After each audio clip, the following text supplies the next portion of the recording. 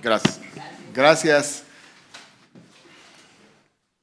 Muy buen día. Quiero comentar con ustedes que voy a estar presentando una serie de iniciativas relacionadas con los temas de seguridad pública, de seguridad ciudadana, de justicia. Son temas muy importantes.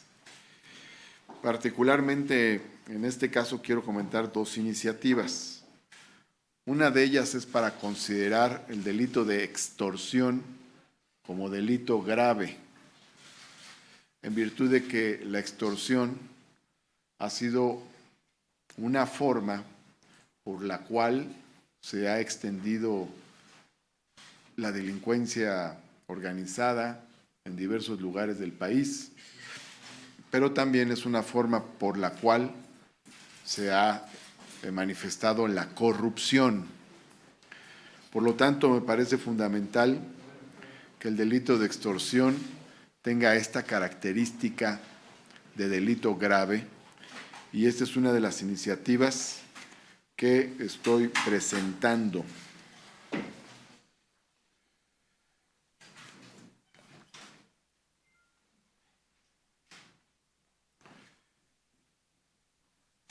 La extorsión, como dice el artículo 390 del Código Penal Federal, se define así: al que sin derecho obligue a otro a dar, hacer, dejar de hacer o tolerar algo, obteniendo un lucro para sí o para otro o causando a alguien un perjuicio patrimonial, se le aplicarán de 2 a 8 años de prisión y de 40 a 160 días multa. Esa es la extorsión, y yo estoy proponiendo que se convierta en un delito grave.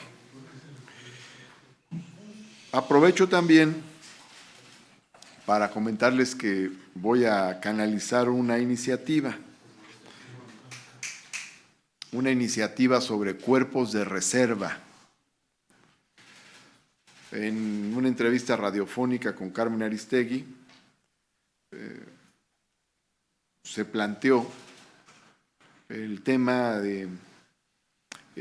por parte del ministro en retiro, José Ramón Cosío, respecto a los cuerpos de reserva. Los cuerpos de reserva se refieren a aquellos cuerpos que coadyuvan en la preparación respecto a tareas de defensa del territorio nacional, pero no son cuerpos que formen parte del ejército regular. En parte, el antiguo concepto de Guardia Nacional le daba sentido a los cuerpos de reserva, porque eran ciudadanos que se anotaban, se enlistaban para la defensa del territorio nacional frente a una invasión. Pero el concepto de Guardia Nacional cambió, entonces la Guardia Nacional ahora es otra cosa. Ya no le da sentido a los cuerpos de reserva. La Guardia Nacional es una policía nacional. Entonces, la observación del ministro José Ramón Cosío, del exministro José Ramón Cosío, precisamente tiene que ver con la idea de que el concepto de cuerpos de reserva quede bien definido en la Constitución y se legisle sobre los mismos.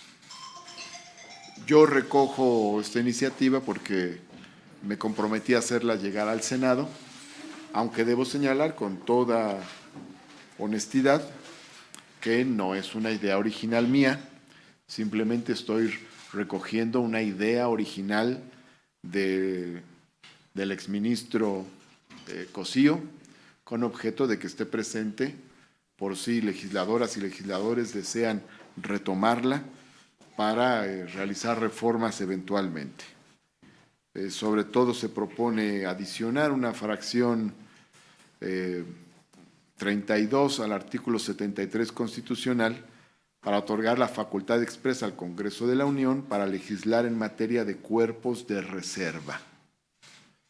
Con ello recojo la idea del exministro Cosío y cumplo con el compromiso de hacer llegar esta propuesta al seno del Congreso de la Unión.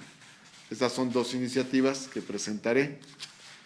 la próxima semana ante la Comisión Permanente del Congreso de la Unión, entre otras. Estoy preparando otras que tienen que ver con los temas de seguridad.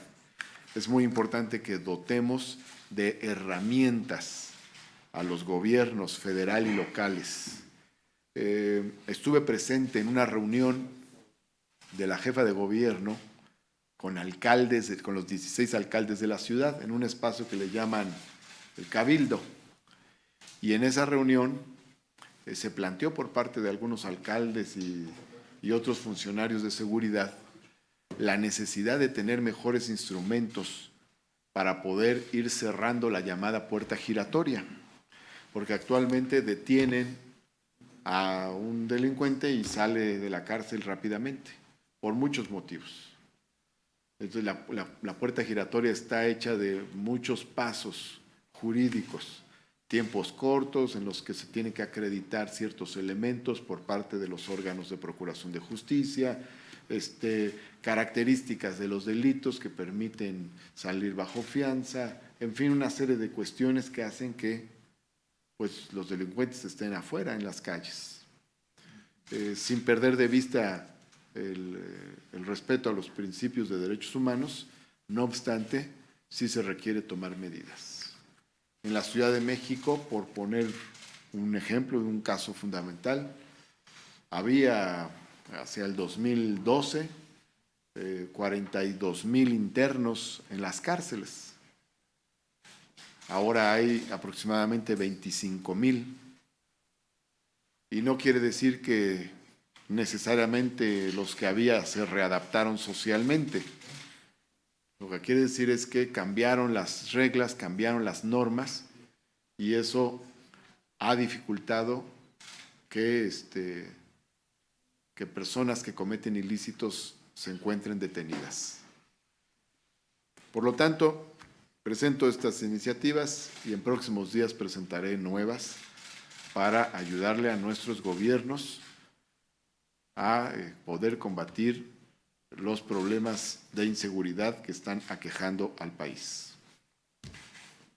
No sé si hay alguna pregunta. Gracias, senador.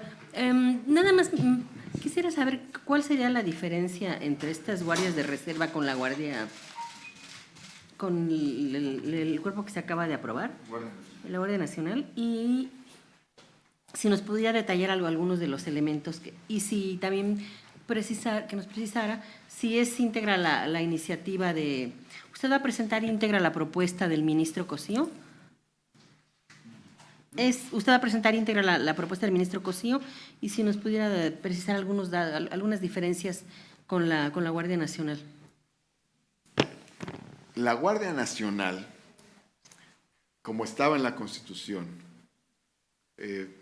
era un concepto que venía desde las luchas contra la invasión norteamericana de 1847.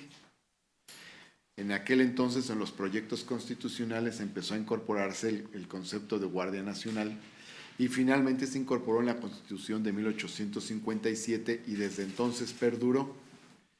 Pero la Guardia Nacional, en aquel entonces, estaba concebida como un organismo en el cual se podían apuntar ciudadanos comunes para la defensa del país.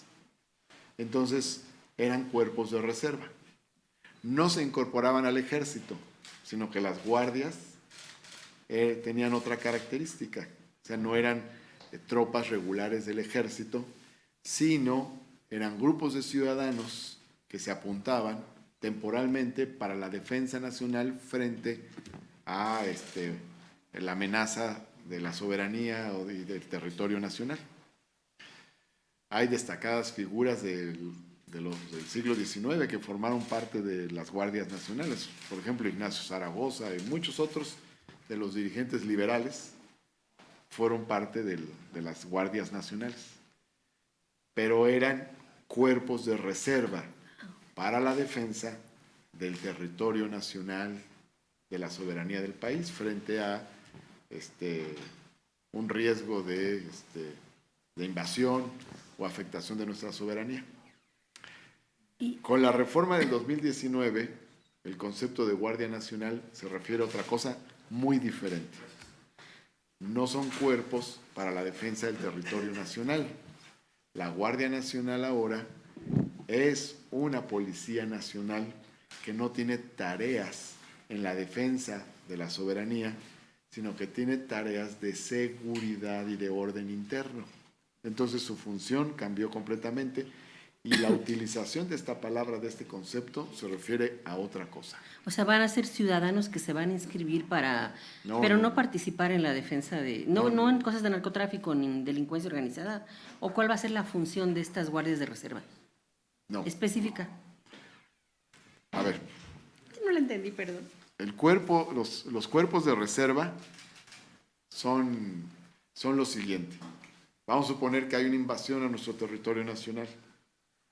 Entonces, los gobiernos de los estados llamaban a los ciudadanos a apuntarse para defender el territorio nacional y se incorporaban en las guardias nacionales que se organizaban en cada estado de la República para defender a México de la invasión de un país, de otro país. Entonces, la Guardia Nacional eran cuerpos de reserva. El cuerpo de reserva es aquel cuerpo formado por ciudadanos que ayuda al ejército a defender la integridad del territorio nacional. Solo eso. Eso era antes. Pero ahora la Guardia Nacional ya no son cuerpos de reserva. Ahora la Guardia Nacional es una policía nacional. La Guardia Nacional ya no tiene la función de defender el territorio nacional. Ahora la Guardia Nacional tiene la función de la seguridad ciudadana. ¿Sí está clara la diferencia? Sí. O sea, esta Guardia Nacional que está organizada ahora por la reforma que se hizo este año, no es para irnos a defender por si hay una invasión. No, es para combatir a la delincuencia. Es otra función. Es decir, que en caso de guerra incluso estaban los remisos y de cierta edad eran los que tenían que entrar a esa guardia, ¿no? A defender al país. Por ejemplo, son los cuerpos de reserva. ¿Y cómo los integrarían ahora esos cuerpos de reserva? Entonces, lo que dice el ministro Cosío es que en el momento en que la denominación Guardia Nacional ya no le da sentido, le da contenido a los cuerpos de reserva, sino le da sentido y contenido a una Policía Nacional, los cuerpos de reserva quedaron un poco en el aire, sueltos. Y lo que él plantea es que debe quedar claro que el Congreso de la Unión tenga la facultad de legislar sobre los cuerpos de reserva, para que, si ya no existen las guardias nacionales como cuerpos de reserva, el Congreso, en un futuro, cuando se considere, legisle sobre cómo se articularían los cuerpos de reserva. ¿Sí? ¿Queda más claro? No, sí. El señor Juan Arbizu, de la Universal, le hace la siguiente pregunta. Ahora, se trata de una precisión sobre todo, ¿sí?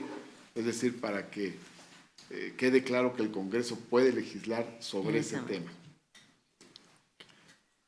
Juan. Lo que usted nos acaba de comentar, senador, Sí. después de lo que nos interesa a todos, ¿no? Este señalamiento que hace usted de cerrar la puerta giratoria, ¿a qué nos lleva? ¿A darle eficacia al nuevo sistema penal acusatorio o a una regresión al que estaba antes? Digamos que es un perfeccionamiento del nuevo sistema de justicia penal. De hecho, diversas reformas que se han realizado apuntan hacia ese perfeccionamiento. Ya en el momento en el que se establecen delitos en los cuales puede aplicarse prisión oficiosa y en los cuales no existe la posibilidad de la libertad bajo caución o bajo fianza, entonces desde ese momento ya hay una modificación al esquema general de justicia penal, sin alterar el fondo del sistema acusatorio. El sistema penal acusatorio sigue existiendo seguirá existiendo, pero se busca que puedan hacerse adecuaciones y ajustes que le permitan a las autoridades tener los instrumentos para que los delincuentes no estén en la calle delinquiendo. Es decir, que no haya fisuras en la ley que permitan la impunidad. Ese es el objetivo. Las reformas que se hicieron pues, dejaron varios temas libres. Muchas personas estaban en la cárcel, se acogieron a las nuevas disposiciones. Personas que cometen un ilícito se acogen a las nuevas disposiciones y eso dificulta que se puedan sancionar los delitos. Por lo tanto, hay que hacer los ajustes que sean necesarios para que, sin desaparecer el sistema penal acusatorio, sí tengamos los instrumentos necesarios, sobre todo para las autoridades de procuración y administración de justicia, para que puedan tomar decisiones y se pueda castigar el delito. Si no estamos en el riesgo creciente que está padeciendo ahora la sociedad de inseguridad y violencia. Sí, hay muchos factores que han motivado este problema de violencia que hay en el país. El gran detonante fue la llamada guerra contra el narco. Fue una acción de gobierno en el 2007 que incrementó los índices de violencia de manera exponencial. Sin embargo, la puesta en marcha general de las nuevas reformas penales hacia el 2010, 2011, también propiciaron, perdón, no hacia el 2010, 2011, hacia 2014 más o menos, 2015, 2016, propiciaron un nuevo repunte en los índices delictivos, sobre todo de delitos violentos. Si nosotros analizamos la curva, vamos a poner el caso de homicidios. Hay una curva una línea de ascenso de los homicidios y otros delitos violentos. De 2007 a 2011. Crece. Luego se estanca tantito ahí. Y luego, como hacia el 2015, 2016, otro ascenso. Entonces hay que analizar los acontecimientos que son los que permiten que haya esos repuntes en los índices de los delitos violentos especialmente. Al hacer ese análisis vamos a encontrar dos grandes elementos que están en el tiempo asociados a esos grandes picos. Uno es la guerra contra el narco y el otro es la implementación del nuevo sistema de justicia penal. No se trata de echar para atrás el sistema penal acusatorio porque ese tiene muchos otros elementos, pero sí se trata de hacer los ajustes necesarios que den a las autoridades los instrumentos para poder combatir la delincuencia. Señor Jorge Chaparro, de A Tiempo TV. ¿Qué tal, senador? Yo quisiera hacerte dos preguntas de carácter político. La primera, ayer Ya sobre esto ya no hay, ¿verdad? Allen Archundia, si tiene una pregunta. Ahorita, con todo gusto, ahorita le entramos. Ahorita. Senador, buenas tardes. En la parte del delito de extorsión, quisiera saber si va a ser desde lo más mínimo que uno va a hacer un trámite de pagar una multa, etcétera, si va a abarcar cualquier tipo y nivel de extorsión. Si quisiera saber también si tienen algún dato de cuánto se pierde o no sé si se pierde o se eroga en materia de extorsión y cómo impacta en la economía. Esa sería una pregunta. Y la otra, en el asunto de cómo ha disminuido el número de internos, usted comenta que pasó de 42,000 a 25,000 de 2012 a 2019. ¿Esto se habrá acelerado una vez que entró el nuevo sistema penal acusatorio en el 2016? Esa sería una pregunta. Y la otra, bueno, pensando entonces en lo que usted comenta que van a hacer estos ajustes, como usted comenta, ¿no?, a que no haya fisuras en el nuevo sistema penal acusatorio, supongo que entonces estarían previendo que aumentaría el número de reclusos dentro de las cárceles y ahí vendría, considero yo, otro problema, ¿no?, de ya la sobrepoblación que hay en los reclusorios, y si en algún momento han contemplado algún tipo de estrategia, en algún momento se habló de privatizar, dar al servicio privado el asunto de los reclusorios. ¿Cómo van a resolver esta parte, por favor? Gracias.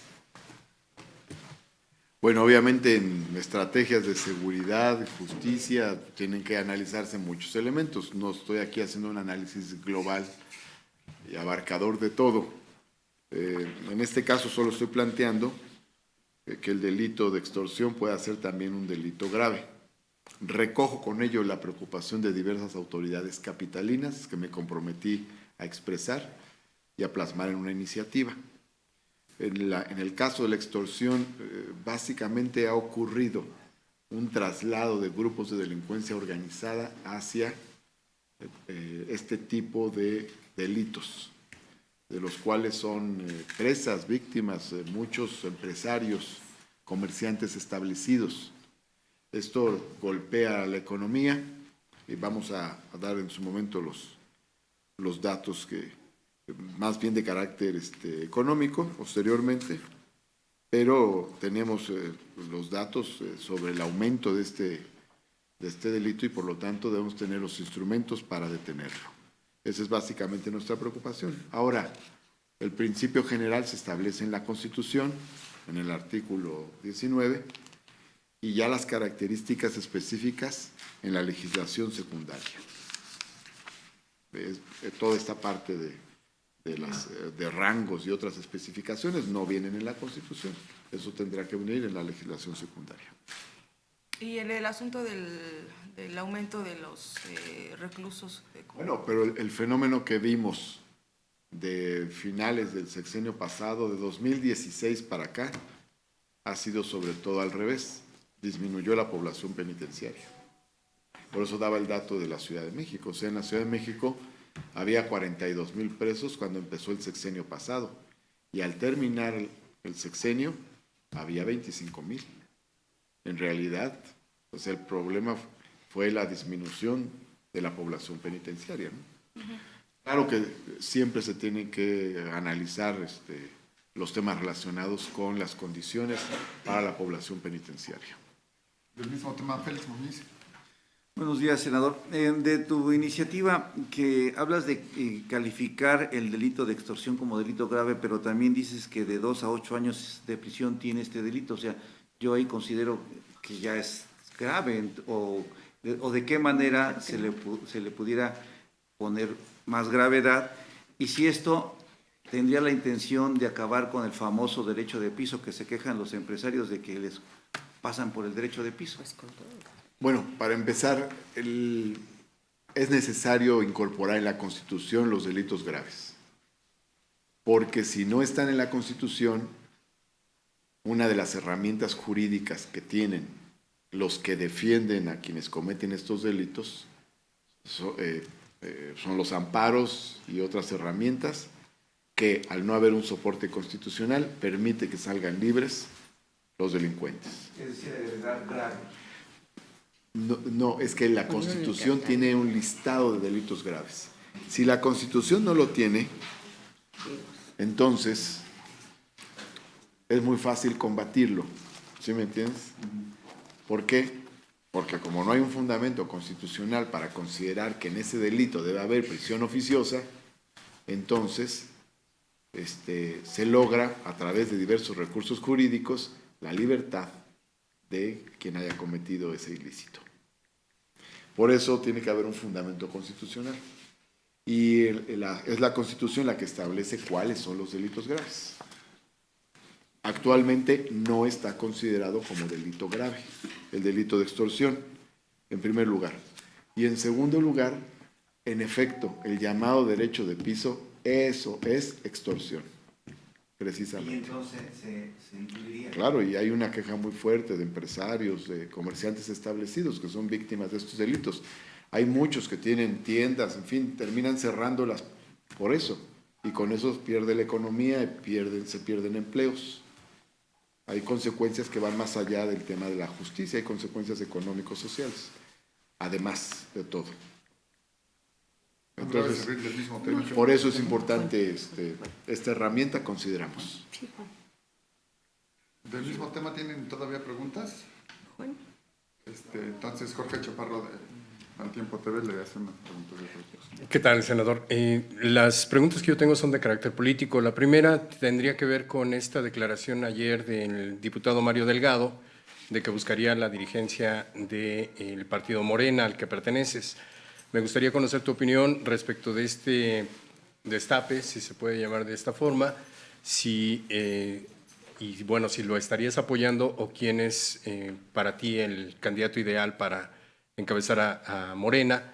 Y la segunda consideración tiene que ver con algo que denuncia hoy la doctora María Marván, de que la Secretaría de Comunicaciones y Transportes recortó el servicio de Internet a las universidades públicas. En concreto a la Universidad Nacional le afectó en casi 60% de su capacidad para tener Internet de alta velocidad y lógicamente, bueno, pues afectando a la comunidad académica, a la comunidad investigadora y sobre todo a la estudiantil. Conocer si esta es una acción que apoya el gobierno de la Cuarta Transformación y los senadores emanados de la universidad. Fuiste miembro del CEU, sabes las dificultades que enfrentan los estudiantes. ¿Esto es así? ¿Debe ser así? ¿No es una contradicción de ustedes mismos? Muchísimas gracias. Sobre el primer tema, no tengo ninguna opinión por el momento. Estoy concentrado en mis temas, que son los temas del Senado. Y sobre el segundo tema, leí en la mañana un tuit de Lili Telles que le responde a María Marván y le dice, voy a leer lo que dice Lili Telles. Dice, me alarmé cuando leí este tuit, pero al ver el comunicado me sorprendió la nula capacidad de comprensión lectora de María Marván, dice Lili Telles. Y luego aclara, la cancelación de Internet es temporal porque habrá una licitación pública y se reanudará en septiembre. Pues creo que es interesante la propia aclaración que hace Lili Telles de leer el comunicado de la Secretaría de Comunicaciones y Transportes. Sí, pero no tener internet en la universidad. y con todo respeto, la senadora Lili Telles es su opinión, pero quiero saber si es la misma opinión del presidente del Senado. Hasta este momento es la información que tengo. Profundizaré en la información para poder emitir. No hay respuesta entonces tampoco. Bueno, necesito los elementos para poder emitir una opinión más amplia, porque solo lo que vi fue el tuit de María Marván y luego el tuit de Lili El Telles. tuit de María Marván te explica o te enseña el comunicado que hace la Universidad Nacional y ahí dice precisamente sí, que habrá una licitación, pero no hay garantía de que será en septiembre. Lo explica en este comunicado la UNAM. Yo lo que te pregunto es, ¿no hay posición entonces del presidente del Senado, señor? Indagaremos más para poder tener una opinión. Con todo gusto me comprometo a tener una opinión más amplia en virtud de la información que pueda yo conseguir con las autoridades de la UNAM y también con la Secretaría de Comunicaciones y Transportes, para dar así una opinión técnicamente lo más sólida. Pero con todo gusto, sí. Por lo pronto, Nada. te leí estos dos tweets que son los que solamente son los que Sí, yo de la senadora Lili he Telles, conocido. pero del presidente del Senado nada. Bueno, por lo pronto eso es lo que sé y con todo gusto ahondaremos en este tema. Con el objetivo y comparto la misma preocupación de tener los servicios de alto nivel, masivos y accesibles en nuestras instituciones de educación superior. Sí. Bueno, Retomo la inquietud de mi compañero. ¿Esta decisión del gobierno es hostil a las universidades? Te diría lo mismo. Déjenme saber más al respecto con la Secretaría de Comunicaciones y Transportes. Me interesa saber con mayor detalle qué decidió la Secretaría de Comunicaciones y Transportes, y también me interesa conocer la opinión directa de las propias autoridades universitarias. Como universitario no te sientes agredido Como- solamente de conocer dato así. Como universitario me siento motivado a indagar más con las propias autoridades de la UNAM. Tenemos muy buena comunicación con las autoridades universitarias. Quiero saber cómo están viendo ellos esta situación. Y también ver los motivos por los cuales la Secretaría de Comunicaciones y Transportes tomó esta decisión. Con el objeto, en efecto, y comparto la misma preocupación, de que la universidad lo antes posible tenga nuevamente el servicio del mayor alto nivel en materia de esta tecnología. Sobre el caso de Morena, el proceso de Morena, que nos dice que no nos expresa ninguna opinión por el momento. ¿Por qué, señor?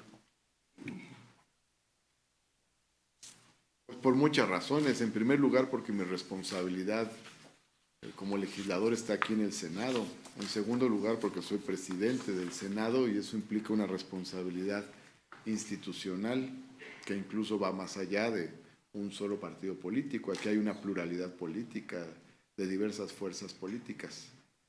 En tercer lugar, por respeto a los procesos internos de Morena.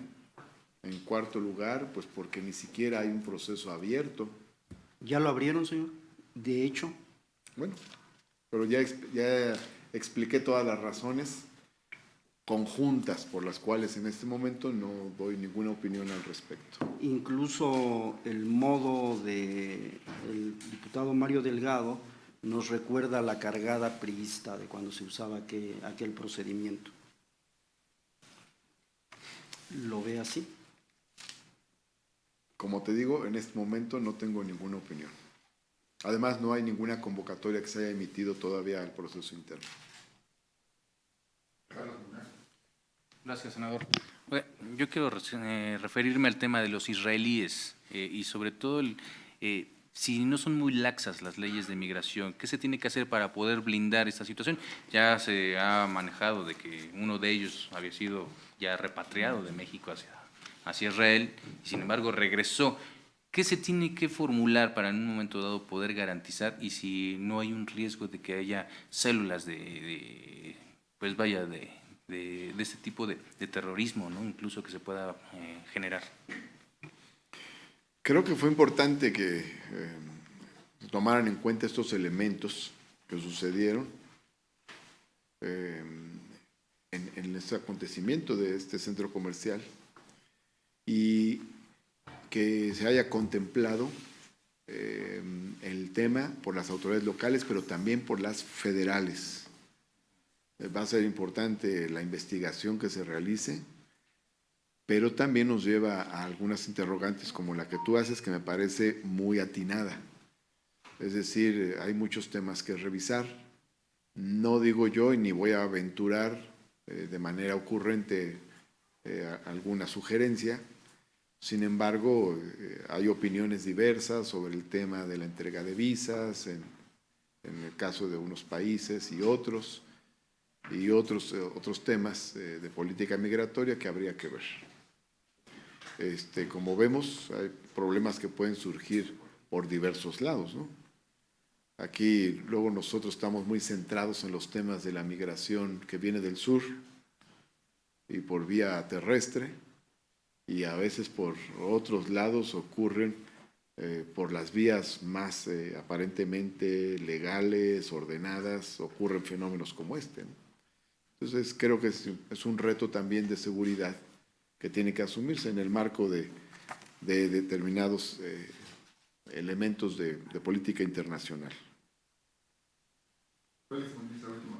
Y ya, senador, sumándome y abonando a lo que Carlos nos está preguntando, las armas, o sea, se veía que tenían armas de alto poder, ¿cómo las adquieren? Dice la mujer que por 7,000 pesos compró esa pistola, o sea, a lo mejor en los tianguis, no sé cómo le hacen, y si legislativamente había habido una iniciativa de que quien portara arma se fuera detenido, o sea, que no saliera, no sé si eso se va a prosperar. Y la otra, en otro orden de ideas, el presidente pues sí le da a la iniciativa privada parte de la cuestión petrolera. Si hubiese sido en el pasado, se diría que se estaba privatizando Pemex. No sé si sea ese ya el sentido.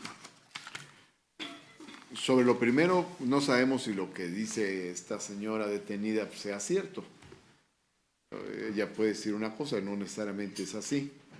No obstante, es importante el combate que se haga al tema de tráfico de armas. Me pareció atinado que el gobierno de la República, en los diálogos que tiene con el gobierno de Estados Unidos, haya planteado también el tema de cerrarle la puerta al tráfico de armas. Porque en los temas fronterizos, el único asunto no es el de la migración, sino que hay muchos otros temas más. Y uno de ellos es precisamente el paso ilegal o legal de armas, sobre todo procedentes de los Estados Unidos de América hacia México. Ya se acuerdan ustedes que estuvo aquel caso de Rápidos y Furiosos, pero hay muchos otros casos más por los cuales armas producidas en Estados Unidos pues llegan a nuestro país. Entonces es importante que se cierre el flujo de esas armas, esos contrabandos o esos comercios, por un lado. Es importante que la cooperación con Estados Unidos se centre en los temas económicos, por otra parte. Y también, por otro lado, es importante que podamos aterrizar ya estas reformas que hicimos sobre el uso de armas y explosivos de uso exclusivo del ejército en las leyes secundarias, que tienen que operar. Ahí estamos hablando de delitos graves. Ahora, y me decías... El tema del petróleo. Y en el caso del tema energético, no, bueno, no ha sido un gobierno que haya abierto las puertas al capital privado en tema energético, ¿no? Al contrario, quienes hoy están en el gobierno, la posición que tuvieron en los años pasados fue en el sentido de que no se dieran esas reformas. Esas reformas se dieron en contra de nuestra voluntad. Se dieron en otro momento, reformaron hasta la Constitución. Entonces hay un marco jurídico con el cual se ha actuado. Pero dentro de ese marco jurídico existen los elementos para defender a las empresas públicas energéticas, como Pemex y la Comisión Federal de Electricidad. Y eso ha estado haciendo el gobierno, que no se hundan estas empresas. En el caso de Pemex, refinanciación de Pemex, disminución de la carga fiscal de Pemex, inversión pública directa para la construcción de las refinerías, combate al robo de combustible, combate a la corrupción, es decir, sí se están tomando un conjunto de medidas para fortalecer Pemex. En el caso de la Comisión Federal de Electricidad también, y nos dio gusto el dato que aparece hoy en algunos medios, en el sentido de que empieza a trabajar con ganancias la Comisión Federal de Electricidad y no con pérdidas, está reportando buenos ingresos la Comisión Federal de Electricidad, lo cual quiere decir que se trata de frutos ya de esta administración para que sea una empresa eficiente, que trabaje productivamente, que no se deje perder. Y entonces la Comisión Federal de Electricidad está defendiendo sus recursos, está defendiendo su infraestructura, está defendiendo su funcionamiento. Eso sin menoscabo de las inversiones que ya estaban cuando llegó esta administración. Un ejemplo importante lo dio el presidente, porque decía, en este momento cuando llegamos, había un 54% de generación eléctrica pública y un 46% de generación eléctrica privada. No se dio esa situación ahora, eso ya estaba. Y el objetivo era que la generación privada creciera hasta el 75%, disminuyendo la generación pública hasta el 25%. Ahí incluso hasta de manera artificial en años pasados se dejó de utilizar infraestructura eléctrica pública ya existente con el objeto de ayudar a abrir el espacio de la generación eléctrica privada. Pero lo que anunció el presidente hoy por la mañana es, así como está, así se va a quedar. Es decir, no va a disminuir la generación eléctrica pública, no va a aumentar la generación eléctrica privada, sino que va a continuar en los términos que está. Por un lado, eso permite defender a la empresa pública y por otro lado, también permite darle certidumbre a quienes, en otro contexto, invirtieron en materia de electricidad, para poner un ejemplo, ¿no? Ahora, hay espacios donde los privados fueron participando desde el pasado. De hecho, por ejemplo, fueron poco a poco ocupando el tema de las gasolinerías, por poner un caso. Y de hecho también, ya hace mucho, desde el sexenio de la Madrid, empezó la privatización de la petroquímica básica. Y luego el resto de la petroquímica, ¿no? Ahora incluso el gobierno va a mantener una parte de plantas petroquímicas, pero bueno, hay un marco que permite que los privados participen ahí. Como decía, tenemos un marco jurídico sobre el que se está actuando y dentro de ese marco jurídico hay elementos para defender a las empresas públicas energéticas. Muchas gracias. Gracias y bonito día. Me da gusto verlos. Lo bueno que es viernes. Lo bueno que es viernes.